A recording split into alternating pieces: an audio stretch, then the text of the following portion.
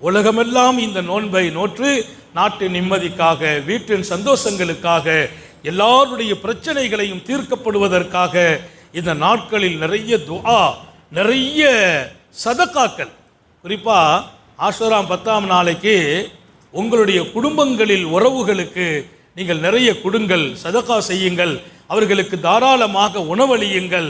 அந்த ஆண்டு உங்கள் வாழ்க்கையில் பரக்கத்து செய்யப்படும் எழுதுறாங்க. 10ஆம் நாளில் கணக்கு பார்க்காம செலவு செய்யணும். குடும்பங்களுக்கு, உங்கள் வீட்டில் இருக்கிறவங்களுக்கு நல்ல உணவுகளை, அவங்க விரும்புகிற அலாலான பொருள்களை, நாம் குடும்பத்தில் கஷ்டப்படுறாங்க உறவுகள், அவர்களுக்கு கொஞ்சம் தாராளமாக செய்யுங்கள். அதன் பரக்கத்தால் அந்த ஆண்டு உங்கள் வாழ்க்கையில் பரக்க செய்யப்படும். அல்லாஹ் எல்லாருக்கும் தௌஃபீக் செய்வானாக. நல்ல செலவு செய்ய வேண்டிய நாள் ஆஷுராவுடைய நாள். தேவையுடையவர்களின் தேவைகளை, அதுவும் குறிப்பாக குடும்பத்தில் யாரெல்லாம் சிரமப்படுறாங்களோ அவங்க சிரமங்களை நீக்குவதற்கு நம்முடைய விசாலமான உள்ளம் வர வேண்டும் என்றும் எழுதப்படும்.